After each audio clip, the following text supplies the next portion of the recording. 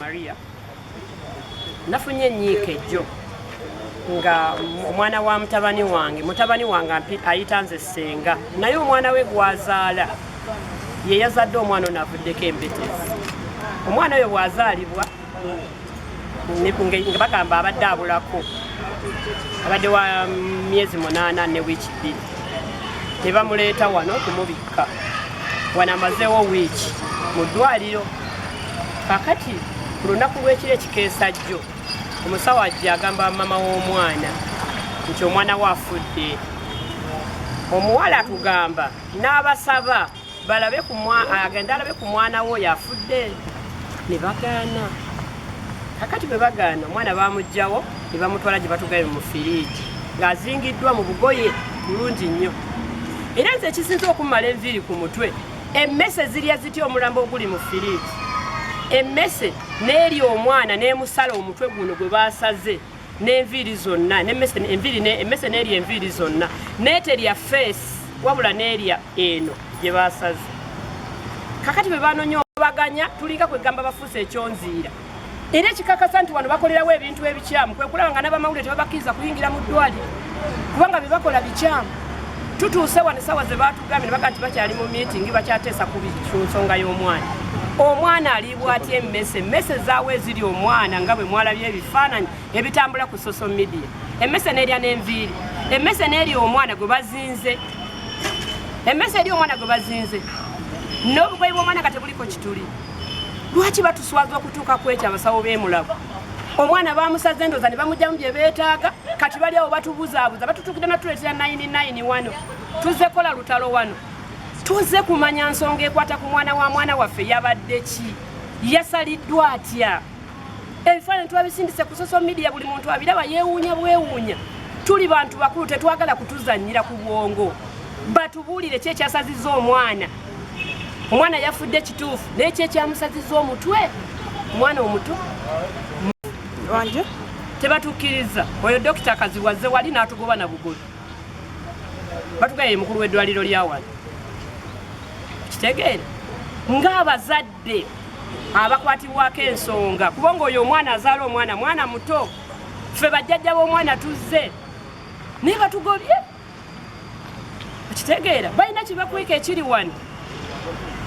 Emmese nga n'amalwaliro agali mu byalo teziriyo ziri mu ddwaliro lya gavumenti be balina eza minisita Musenono ze yajja mu Amerika n'aleeta ze ziri abantu wano mu ddwaliro lya gavumenti ne bakolanga ebintu ebituswaza obuswaza.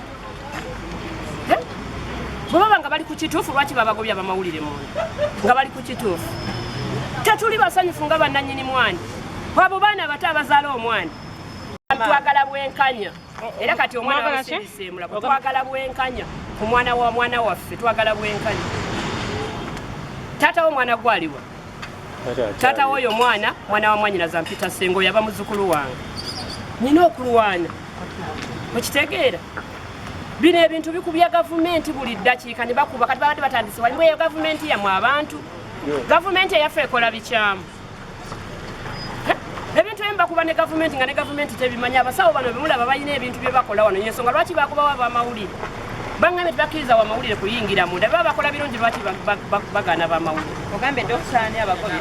Dokita Kazibu yakulira ddwaliro ki? batugaye nti yakulira wano musajja munene muwanvu wano kwa wempe wetuli lifaalo speed. Hello? Dr. Yolango Sibeta Sebo.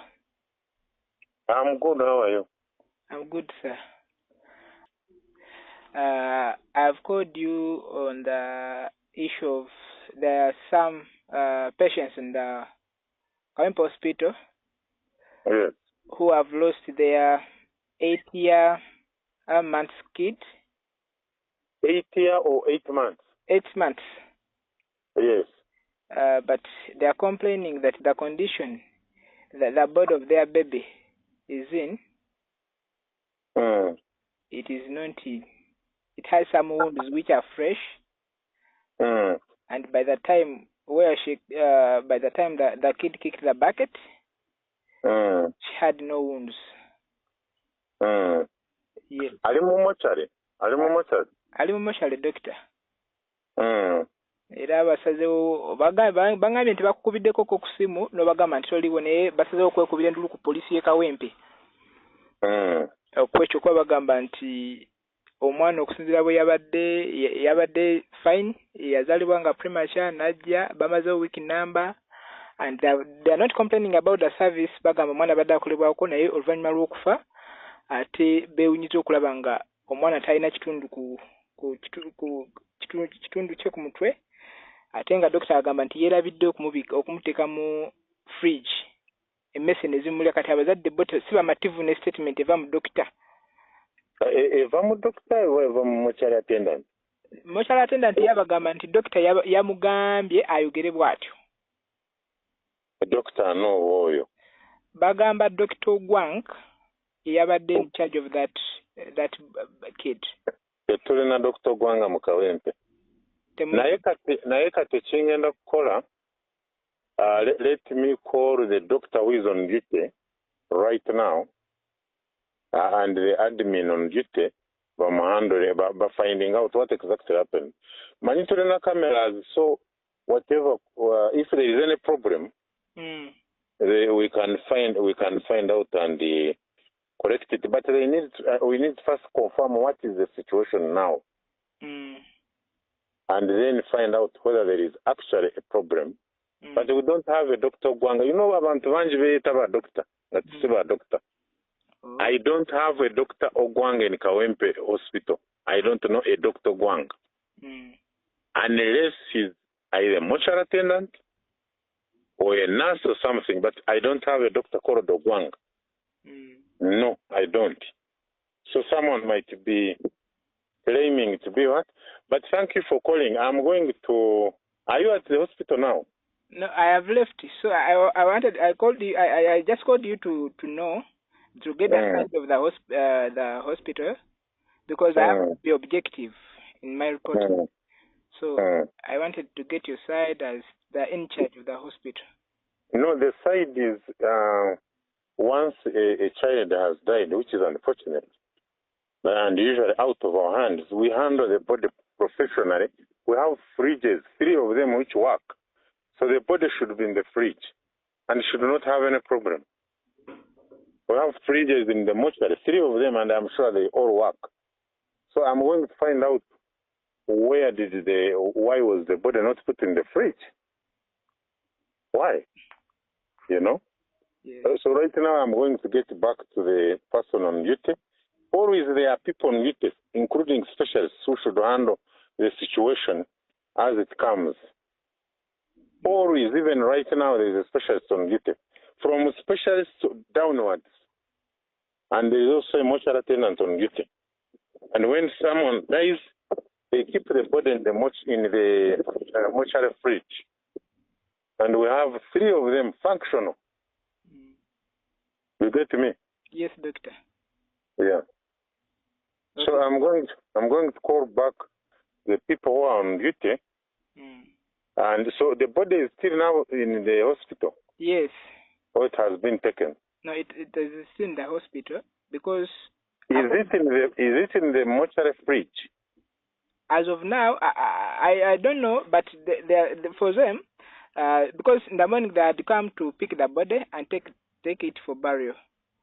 But when they found out that the body had fresh wounds, now we are not taking... Was the body in the fridge then? No, it wasn't in the fridge. And when did the child die?